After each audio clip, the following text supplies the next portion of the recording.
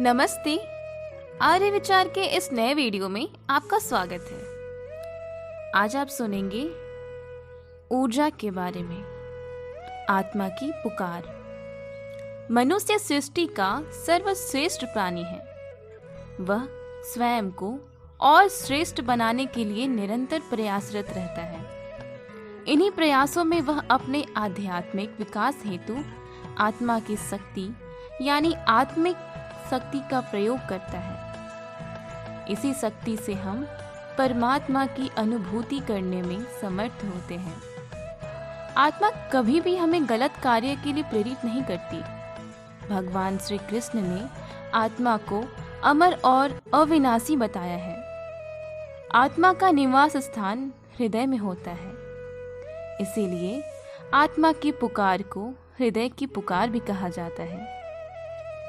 यह पुकार व्यक्ति को जीवन में कभी निराश नहीं करती। जब हम लोभ और स्वार्थवश अपने क्षणिक सुख के लिए आत्मा की पुकार को अनसुना कर देते हैं, तब ईश्वर प्रदत्त शक्तियों का दुरुपयोग करने लगते हैं।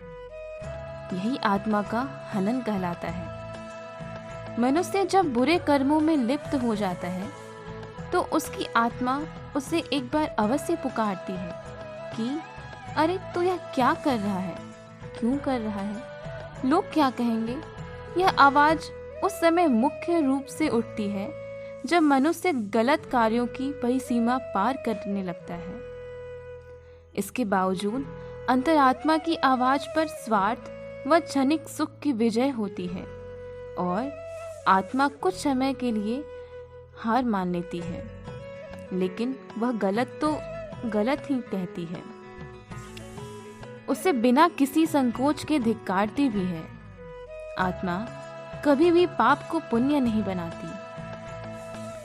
गीता के एक उद्देश्य में भगवान श्री कृष्ण कहते हैं कि ऐसा मनुष्य जो न कभी अति हर्षित होता है, न कभी द्वेष करता है और न शोक करता है, और जो न कामना करता है, जो तथा शुभ और अशुभ संपूर्ण कर्मों का त्यागी है, वह मनुष्य मुझे अति प्रिय है। जो व्यक्ति अपनी आत्मा की आवाज को सुनते हैं, उसका चिंतन करते हैं, वे दृढ़ता पूर्वक अपने कर्तव्यों में तत्पर हो जाते हैं।